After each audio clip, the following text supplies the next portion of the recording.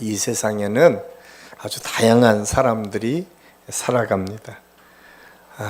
그 다양한 사람들이 조화를 이루면서 살아가게 되면 참 축복이고 은혜인데, 우리가 사는 삶 속에서는 서로 다른 생각 때문에, 의견 차이 때문에 때로는 싸우기도 하고, 지금 우크라이나와 러시아처럼 심지어는 전쟁을 일으키기도 합니다. 사실은 어떠한 일이 있어도 이러한 일이 있어서는 안 되는 일인데, 무참하게 전쟁을 통해서 정말 예상하지도 못하는 일들을 경험하기도 하고, 또 전혀 아무런 일도 없이 평안하게 살아야 될 사람들이 전쟁 때문에 무수히 많은 사람들이 지금 죽임을 당하는 현장들을 우리가 볼 수가 있습니다. 매스미디어를 통해서 우리가 보는 것은 참 안타깝게도 요즘 생명 존중에 정말 중요한 사상들이 점점점 없어지고, 마치 전쟁도 무슨 드라마 보는 것처럼 우리가 보는 시대를 지금 살아가고 있습니다. 사실은 우리가 보는 그 뉴스에서 폭격을 맞고 그 현장에서 죽어가는 수많은 사람들을 생각하면 그게 얼마나 무서운 일인가를 우리가 알아야 됩니다. 그래서 우리가 그런 것들을 볼 때마다 우리 믿음의 사람들이 함께 이 땅에서 전쟁이 일어나지 않고, 특별히 이 한반도 땅이 사실은 언제나 그런 전쟁에 노출되어 있는 장소 아닙니까? 사실 우리는 그렇지 않다라고 생각을 하지만, 세계에서 유일하게 지금 남아있는 분단 국가이고, 여전히 지금 북한은 얼마 전에도 이 탄도미사일을 쏘는 그런 만행들을 계속 저지르고 있는 것이 지금의 현실입니다. 그래서 우리가 깨어서 기도해야 돼요.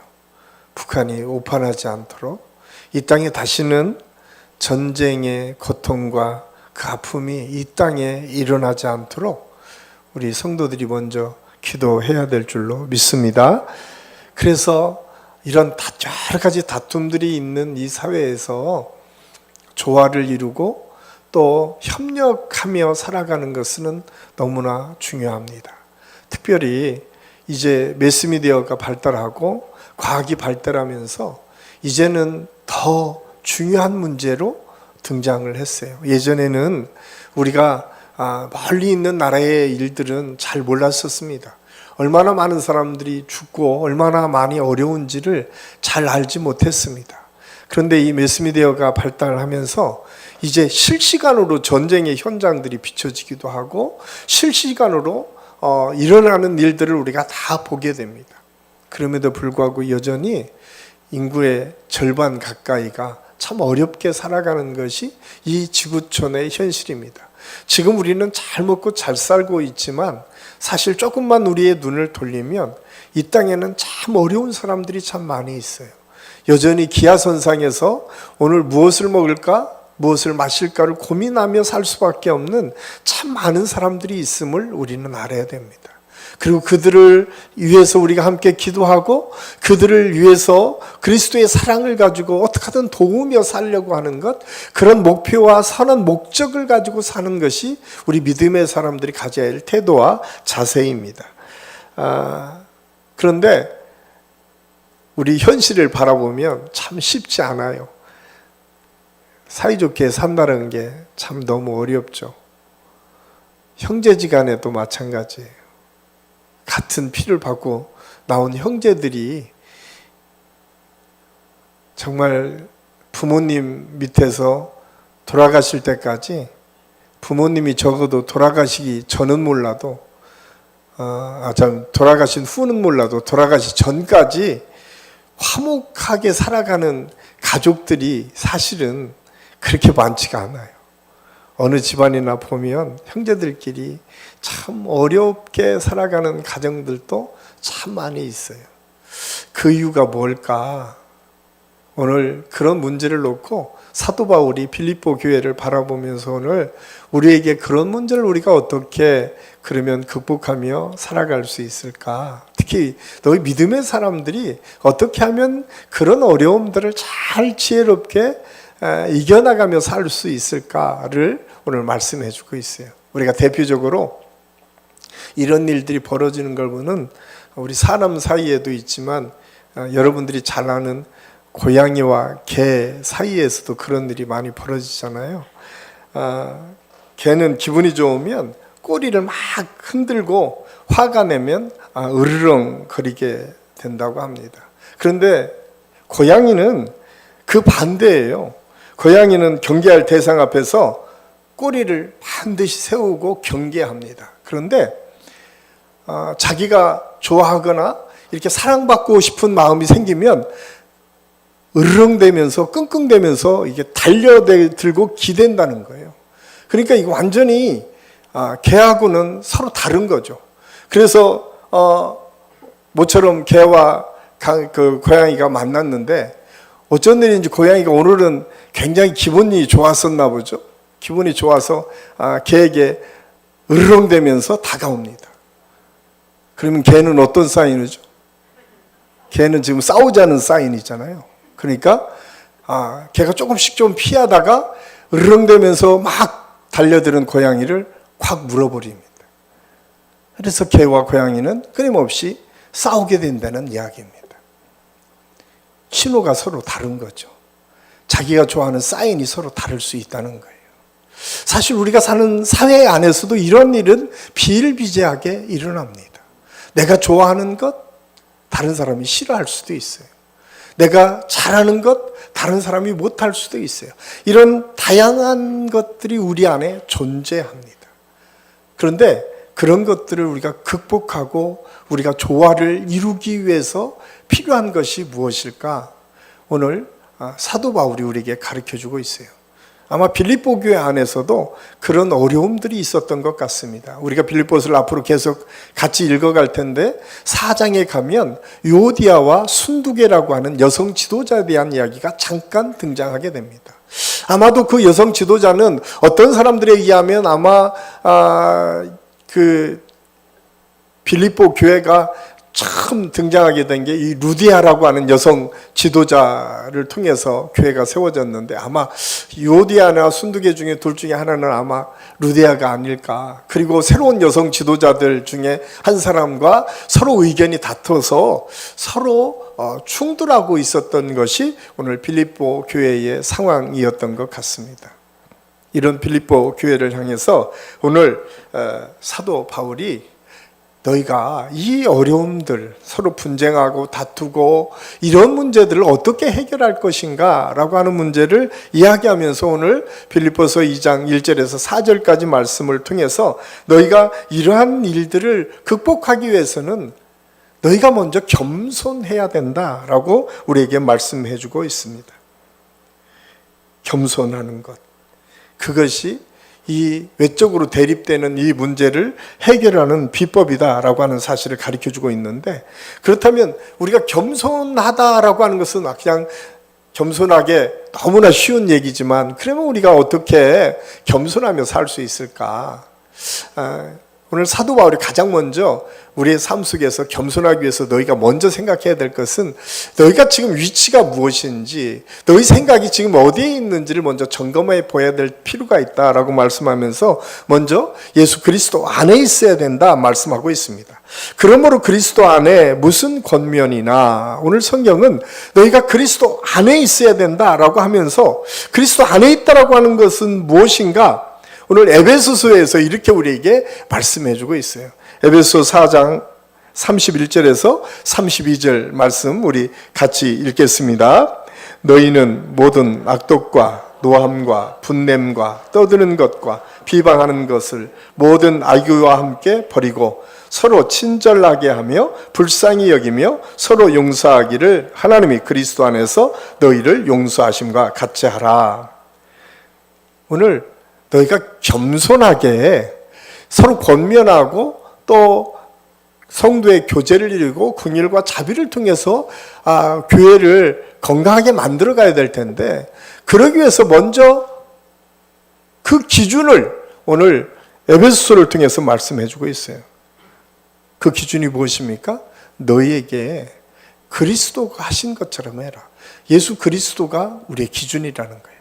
우리 한 사람 한 사람을 우리 주님이 사랑하시고 용서하신 것처럼 너희가 그렇게 해라라고 말씀해 주고 있어요. 그래서 노함과 분냄과 떠드는 것과 비방하는 모든 악의를 우리가 버려야 될 텐데, 그 버리게 될 가장 중요한 기준, 그 근거는 무엇인가? 우리 같은 연약한 사람들을 용납하시고 용서하시고 받아주시는 예수 그리스도, 그 사랑, 예수님께서 너희를 그렇게 용서하심 같이 너희도 그렇게 하라라고 말씀해 주고 있습니다. 오늘 1절 말씀의 이 대부분은 아마 보통 이렇게 보면 권면이나 위로나 교제나 자비와 긍휼, 물론 자비와 긍휼은 우리가 물질을 통해서도 또 봉사를 통해서도 나눌 수 있지만, 앞에 세 가지는 주로 이루어지는 게 뭐죠? 말로 이루어져요. 말을 잘하라는 거예요. 우리나라 속담에 말 한마디로 천냥빚도 갚는다고 하잖아요. 말이 사람을 살리기도 하고 죽이기도 한다고 얘기를 하잖아요. 그래서 말이 너무나 중요합니다. 특별히 오늘 이 권면에 대해서 말씀하고 있는데, 이 권면이라고 하는 것은 곁에 둔다라고 하는 원어의 뜻에 보면 곁에 두고 있다라고 하는 의미가 있습니다. 곁에 두고 있다라고 하는 의미는 무엇이냐면 가장 가까이에서 이야기한다는 거예요. 그런데 이 기준의 가장 중요한 것은 뭐냐면, 그냥 권면이 내 생각대로 권면하는 것이 아니라 말씀을 함께 나누고 말씀의 은혜를 나누는 것이 권면이에요. 우리가 가끔 우리나라의 그 세계 이 교회 역사에서 우리나라에게만 있는 직분이 권사 직분이잖아요. 이 권사 직분은 권면하는 일이었어요. 그래서 초창기에 한국 교회가 막 성장하면서 한국 교회를 이끌어갈 때에 장로님들이 세워지기 전에 먼저 교회를 가장 많이 했던 분들이 권사님들이었어요. 권사님들이 매일 기도하시고 신방도 같이 가시고 또 어려운 일이 있으면 가장 먼저 앞장서서 교회를 섬겼던 분들이 권사님들입니다. 그래서 그 원래 이름은 권하다라고 하는 권면의 의미가 있어요. 그래서 예전에 우리 권사님들만 하더라도 교회에서 권사하면 존중받았던 분들입니다. 존경받았던 분들이 대부분 권사님이셨어요. 연장 오래된 신앙의 경력도 있었고 기도 생활도 잘 하시고, 참 배운 건 많지 않은 분들이 많이 있었지만 말씀을 통해서 기도하고 말씀을 통해서 훈련하면서 하나님께서 주시는 지혜가 탁월했던 분들이 참 많이 있었습니다.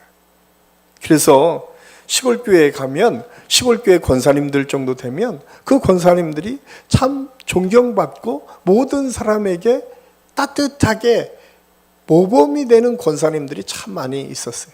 저는 우리 한신교회 권사님들이 그런 믿음의 권면을 통해서 그런 믿음들이 다 회복될 수 있기를 간절히 소원합니다. 그래서 모든 권사님들이 존중받는, 예전에 이준표 목사님이 권사가 잘못되면 권투사범이 된다라고 하는 이야기를 한 적이 있어요. 권투사범이 되지 마시고 믿음과 사랑으로 권면하는 것.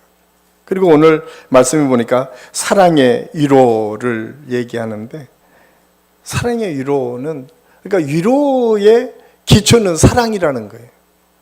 골로새서 2장 2절 말씀에 보면 이는 그들로 마음의 위안을 받고 사랑 안에서 연합하여 확실한 이해의 모든 풍성함과 하나님의 비밀인 그리스도를 깨닫게 하려 함이니. 그러니까 사랑의 위로라고 하는 것은 결국은 가장 먼저는 마음의 위안이 있어야 돼요. 그러니까 우리가 사랑의 위로를 할 때는 마음의 위로를 받을 수 있어야 돼요. 예전에 제가 목회할 때 가장 어려울 때가 언젠가 굉장히 젊은 나이에 하나님의 부르심을 받은 장례식을 갈 때예요. 그래도 뭐 결혼하고 나이가 어느 정도 있을 때는 괜찮은데 굉장히 젊은 청소년들이나 이런 때에 사고를 통해서 하나님의 부르심을 받은 현장에 갔을 때가 가장 어렵습니다. 제가 예전에 사역을 할 때 그 교회에서 그런 곳에 가서 장례식을 진행을 할 때 제가 10번 말하는 것보다 똑같은 경험을 했던 권사님이 한 분 계셨어요.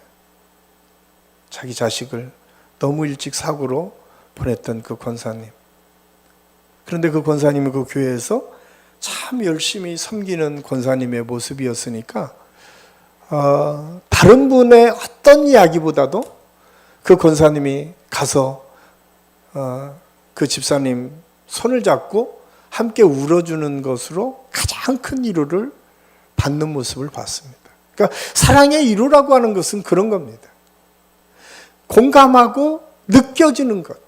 그래서 누가 말을 특별히 안 해도 그냥 손만 잡고 같이 울었지만 가장 큰 위로를 받을 수 있는, 그것이 오늘 골로새서에서 가르쳐 주시는 거예요. 그래서 사랑의 위로라고 하는 것은 먼저 마음의 위로를 받도록 우리가 위안을 받도록 위로할 수 있어야 된다. 또 하나 오늘 말씀에 보면 그런 위로를 통해서 우리가 깨달을 수 있는 것은 그게 거기에서 그치는 것이 아니라 그 믿음으로 이어져서 사랑의 위로가 하나님의 은혜와 하나님의 섭리를 깨닫는 데까지 이르도록 만들어가는 것, 이것이 너무나 중요하다. 그것은 그냥 이루어지는 것이 아니라 우리가 깊은 영적인 터치를 통해서 가능합니다. 그래서 우리가 사랑의 권면이나 위로를 할 때는 우리가 기도를 많이 준비하고 해야 돼요.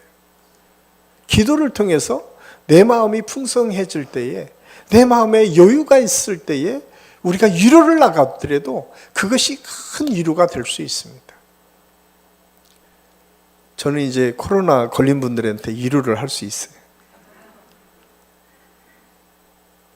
왜냐? 제가 경험을 했거든요. 제가 아버지를 일찍 천국에 보내고, 그래서 아버지를 일찍 천국에 보낸 자녀들한테는 애잔한 저의 마음이 있어요. 다른 사람이 느끼지 못하는 애잔한 마음. 하나님께서 제가 그렇게 지금 보니까 뭐 길지 않은 삶을 사는 것 같은데, 그럼에도 불구하고 다양한 것들을 경험할 수 있었던 게 저한테 목회에서는 참 많이 도움이 되는 것 같아요. 때로는 제가 어렸을 때만 해도 괜찮게 살아기도 했었고, 저희 집안이 완전히 망해서 지난번에 한번 제가 얘기했었죠. 제가 주로 있었던 데가 뭐 옥수동, 금호동, 여러분들이 잘 지금 이해가 안 되실 겁니다. 저쪽 삼양동이라고 있습니다. 거기에 예전에 다 이전시켜서 판잣집으로 갔던 곳들이죠. 그런데 지금은 뭐 아파트가 대단위로 들어서서 굉장히 좋은 지역이 됐지만, 그래서 제가 한참 열심히 살려고 진짜 철들고 뭔가 하려고 할 그때에 서울의 지하의 단칸 세 방에서도 온 가족이 살아보기도 했습니다. 그러니까 전혀 경험하지 못한, 그래서 제가 다양한 경험을 통해서 충분히 그분들의 아픔과 다른 사람분들보다는 참 많이 공감할 수 있을 것 같아요. 제가 시골에서 성장을 했고, 또 고등학교 때부터는 서울에서 주로 살았고, 그런데 중요한 것은 그 모든 것에 기초가 뭐 해야 된다? 사랑이 있어야 된다. 오늘 성경이 그것을 말씀해 주고 있어요. 뿐만 아니라 성령의 교제도 말씀입니다. 성령의 교제, 인간적인 생각으로 있으면 여러분, 우리가 서로 친하면 다 좋을 것 같잖아요. 그런데 인본주의적인 사고를 가지면 반드시 파당이 지어지게 돼 있습니다. 그래서 여러분 주변에도 마찬가지예요. 여러분 주변에도 혹시 이렇게 갈라지고 파당이 지어지면 하나님의 뜻 가운데서 우리가 이 교제가 이루어진 것이 아니라 인간적인 방법을 통해서 너무 친해지구나라고 하는 이 경계를 할 줄 알아야 돼요.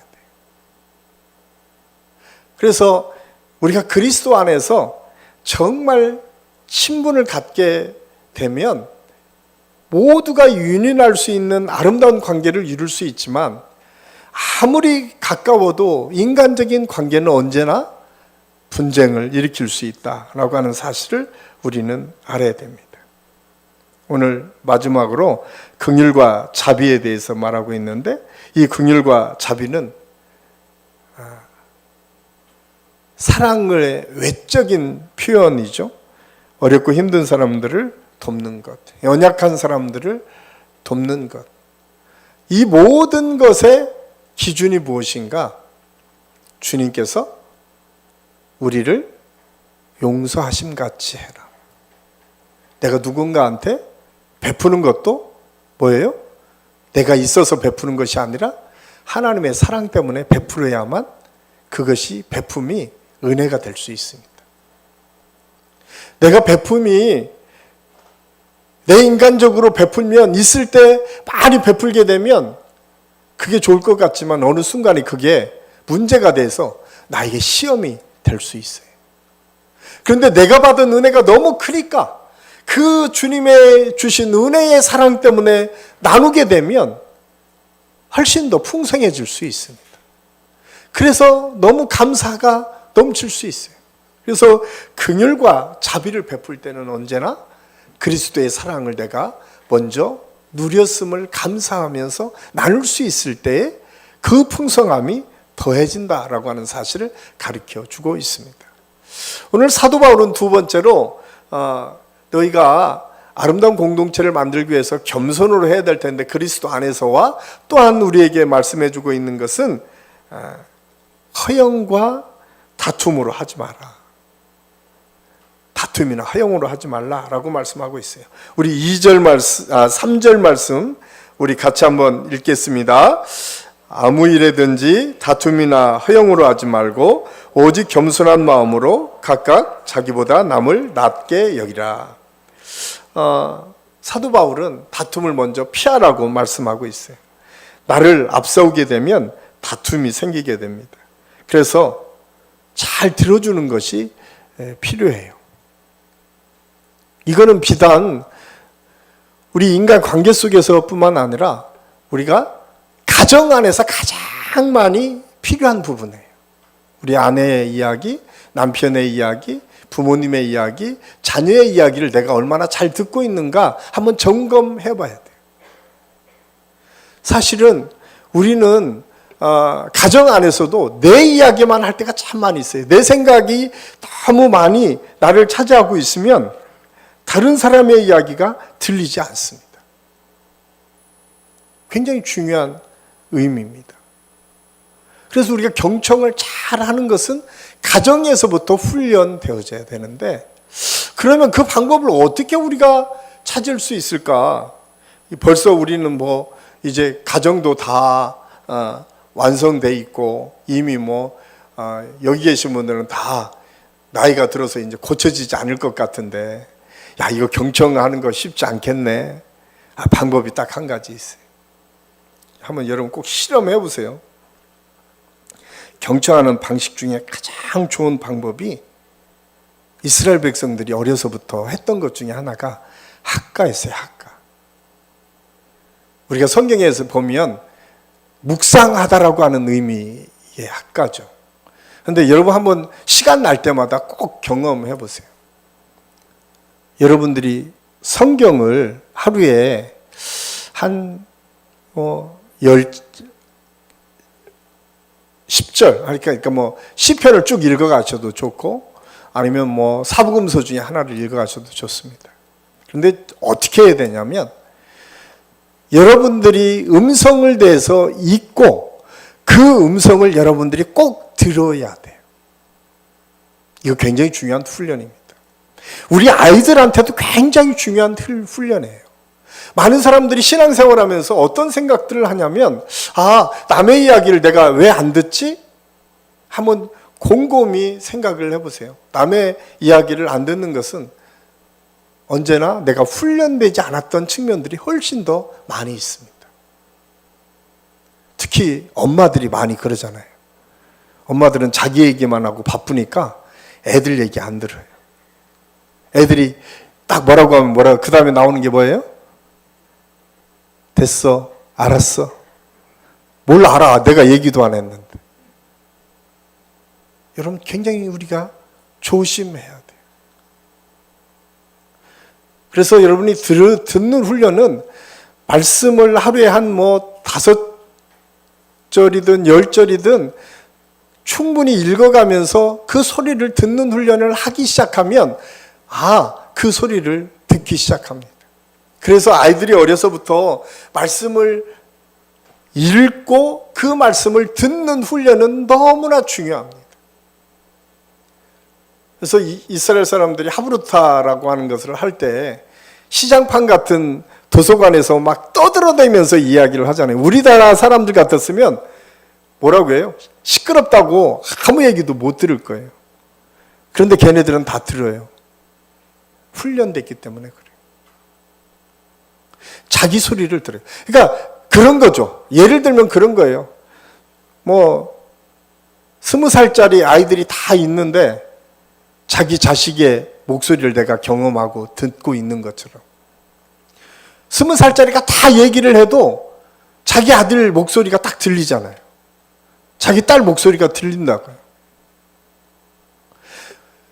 그 원리입니다. 그래서 하나님의 말씀을 우리가 묵상해서 늘 읽고 그 소리를 듣는 훈련을 하기 시작하면 어느 순간부터 우리가 남의 이야기를 들을 줄 아는 사람으로 변화될 수 있습니다. 우리가 꼭 기억하시고 저는 한번 우리가 경험을 했으면 참 좋겠다. 또 하나는 허영으로 하지 말라라고 말씀하고 있어요. 허영은 알맹이 없는 영광이라고 하는 뜻을 갖고 있는데 이것은 남보다 내가 잘났다라고 하는 것을 막 자랑하는 방식 중에 하나로 나를 드러내고 싶은 욕망 때문에 없는 것까지 만들어서 이 과대 포장을 해서 보여지는 모습들을 얘기합니다.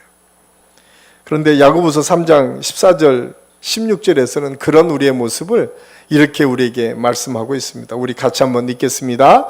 그러나 너희 마음속에 독한 시기와 다툼이 있으면 자랑하지 말라. 진리를 거슬려 거짓말하지 말라.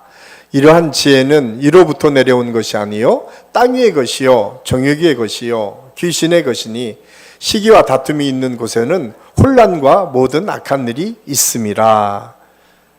그렇습니다. 허영이라고 하는 것은 하늘에서 내려오는 것이 아니라는 거예요. 이 땅에서 이루어지는 것들이다라고. 우리도 모르는 사이 그 허영에는 독한 시기가 감추어져 있다라고 가르쳐주고 있어요. 그러니까 우리가 신앙생활하면서 겸손하기 위해서 필요한 것은 뭔가 이러한 허영들을 하나하나 벗겨내는 훈련을 해야 돼요. 그래야만 우리가 겸손해질 수 있습니다. 마지막으로 자기 자신과 남을 돌아보는 지혜를 가지는 것이 너무 중요하다. 이것이 겸손이라고 말씀하고 있습니다. 우리 4절 말씀 같이 읽겠습니다. 각각 자기 일을 돌볼 뿐더러 또한 각각 다른 사람들의 일을 돌보아. 참 사도 바울이 오늘 이 말씀을 제가 준비하면서 이건 여러분에게뿐만 아니라 저한테도 많이 해당하는 말씀이어서 예수 믿는 사람들이 예수 믿지 않는 사람과 차이가 뭘까? 제가 늘 예수 믿는 사람은 예수 믿지 않는 사람보다 조금 다른 게 있어요. 아무리 뭐 세상 사람들이 뭐라고 해도 그 얘기는 뭐냐면 남의 얘기를 듣는다는 거예요. 그러니까 설교 듣는 시간이 많이 있잖아요. 쉽지 않잖아요. 남 얘기 듣는 게 이게 쉬운 게 아니에요. 여러분 평생 남 얘기를 들으면서 훈련을 한다는 게 얼마나 큰 여러분에게 축복과 은혜인지 알아야 돼요. 또 하나 오늘 말씀해 보니까 사도 바울이 가장 먼저 자기를 돌아보라고 말씀하고 있습니다. 여기에서 돌아보다라고 하는 것은 나의 목적과 목표가 무엇이었는지를 점검하라고 하는 의미입니다. 그래서 그냥 나는 가장 먼저는 나를 성찰하는 것이겠죠. 내가 지금 어떤 상태에 있는가. 그냥 성찰하는 것이 아니라 특히 그리스도인들에게는 내가 지금 제대로 말씀 생활은 하고 있는지, 내가 제대로 기도 생활은 하고 있는지, 한 시간표를 정해놓고 내가 지금 기도는 얼마나 하고 있는가, 나는 말씀을 얼마나 읽는 시간을 갖고 있는가, 내 주변에 믿지 않는 사람들을 위해서 내가 얼마나 기도하고 있는가, 우리 교구에 또 우리 목장에 또 우리 주변에 어려운 사람들을 놓고 우리가 얼마나 기도하고 있는가, 이렇게 이런 것들을 자기를 성찰한다라고 해서 나를 돌아보는 것뿐만 아니라 내 신앙의 지금 기초가 무엇인가를 돌아보는 것이 굉장히 중요해요. 나를 점검할 수 있어야 돼요.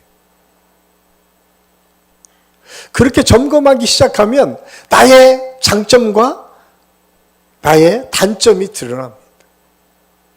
그래서 장점은 더 높이 살리고 단점은 보완해 갈 수 있는 그런 믿음의 삶. 오늘 겸손으로 가기 위해서 필요한 것은 무엇인가? 그렇게 매 순간 나를 돌아볼 수 있을 때에 우리는 겸손해질 수 있다.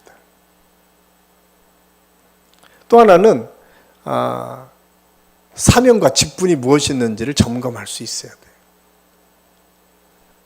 여러분에게 가장 많이 주어진 사명은 뭐예요? 가정이잖아요. 가정.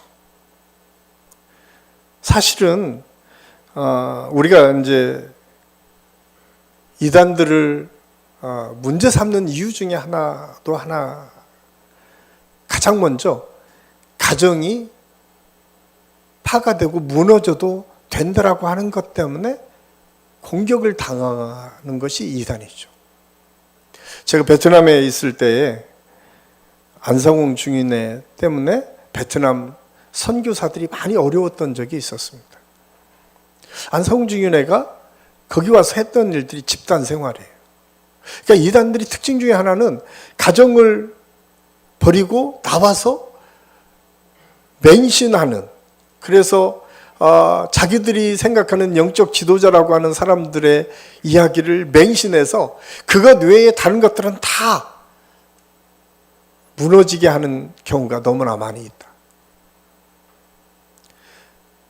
우리를 돌아본다라고 하는 것은 내게 주신 가정을 내가 지금 잘 섬기고 있는가? 내 아내, 내 남편, 내 부모, 내 자식, 하나님께서 내게 주셨는데, 또 교회 안에서 여러 가지 직분을 통해서 내게 주신 사명이 있는데 내게 주신 사명을 내가 잘 감당하고 있는가? 한번 점검해 보는 거죠. 그것이 겸손하게 우리가 살아가기 위해서 필요한 것이다라고 말씀하고 있어요. 겸손. 겸손은 그냥 아무렇지도 않게 그냥 나보다 남을 낮게만 여기면 되는 것이 아니라, 겸손은 부단히 이런 과정들을 통해서 보다 성숙해져 가는 과정이다라고 하는 거죠. 사도 바울이 그것을 우리에게 말씀해 주고 있어요. 그러면서 그 다음에 나를 돌아볼 뿐더러 각각 다른 사람도 살필 줄 알아야 된다. 나뿐만 아니라 다른 사람을 살펴야 되는데, 다른 사람을 살피기 위해서 필요한 게 뭔가? 왜 다른 사람을 살펴요? 저 사람 뭘 잘못하고 있나? 문제가 뭔가? 이것을 보기 위해서 살피는 것이 아니라 갈라디아서 6장 2절에서 이렇게 말씀하고 있어요. 우리 같이 읽겠습니다. 각각 자기 일을 돌볼 뿐더러 또한 각각 다른 사람들의 일을 돌보아 나의 기쁨을 충만하게 하라. 그러니까 이 이야기는 뭐냐? 성경이 우리에게 말씀해 주는 것은 이거를 서로 짐을 지기 위함이다 라고 말씀하고 있어요. 남을 돌아보는 이유는 각자의 짐을 나눠지기 위해서요. 그러니까 다른 사람의 문제를 보는 것이 아니라 그 어려움을 내가 같이 어떻게 품고 기도하고 같이 협력해서 이 어려움을 극복할까를 생각하는 것이 중요하다. 로마서 15장 1절 2절은 이렇게 말씀합니다. 우리 같이 읽겠습니다. 믿음이 강한 우리는 마땅히 믿음이 약한 자의 약점을 담당하고 자기를 기쁘게 하지 아니할 것이라. 우리 각 사람이 이웃을 기쁘게 하되 선을 이루고 덕을 세우도록 할지니라. 아까 갈라디아서는 짐을 지게 함이라고 했는데 여기에서는 뭐라고 말씀하고 있냐면 약점을 내가 감당하기 위해서. 그러니까 우리가 내 자신을 돌보는 것은 내 단점이 무엇인가를 보완하고 그것을 하나님의 원하시는 바로 가기 위함이고, 다른 사람을 돌보는 것, 돌아보는 이유는 그 약점과 어려움이 무엇인가를 보고 그것을 내가 같이 보완하고 감당하기 위해서다. 그렇게 가면 우리가 겸손으로 우리의 믿음이 더 성숙해져 갈 수 있다라고 하는 사실을 가르쳐 주고 있습니다. 이것은 교회 안에서만의 문제가 아닙니다. 우리 가정에서도 마찬가지고 우리가 만나는 사람들과의 관계 속에서도 마찬가지입니다. 그 안에서 이렇게 훈련되어질 때에 우리는 더 성숙해지고 더 건강한 모습으로 하나님께 나아갈 수 있습니다. 사랑하는 우리 한신교회 성도 여러분, 참 어려운 시대를 우리가 살고 있어요. 이 코로나 때문에 관계들이 다 단절되고 더 어렵습니다. 그런데 오늘 말씀이 우리에게 우리 자신의 신앙을 다시 점검하고 우리가 지금 어디에 있는지 다시 살펴보고 하나님께서 주시는 은혜를 통해서 우리가 어떻게 하나님께 주시는 그 겸손함으로 나아갈 수 있는지를 오늘 가르쳐주고 있는데, 이 믿음 위에 우리 모두가 하나하나 세워져서 더 성숙한 모습으로 더 큰 하나님의 은혜를 향해서 나아가는 우리 모두가 될 수 있기를 예수님의 이름으로 간절히 축원합니다. 기도하겠습니다. 사랑의 아버지 하나님, 은혜를 감사합니다. 오늘 말씀을 통해서 겸손으로 우리가 어떻게 살아가야 될지를 함께 생각했습니다. 그리스도 안에서 허영과 다툼으로 하지 아니하고 하나님께 주시는 은혜를 통해서 나를 살피고 다른 사람을 살피되 그 약점을 보완하고 섬기기 위해서 살핌으로 우리의 겸손을 이루어갈 수 있다고 말씀하셨는데, 우리 모두가 이 믿음 안에서, 우리 가정에서, 우리 직장에서, 우리가 사는 삶에서, 특별히 우리 교회 안에서 이러한 아름다운 관계들이 이어질 수 있도록 하나님께서 인도하여 주옵소서. 예수님의 이름으로 감사드리며 기도합니다. 아멘.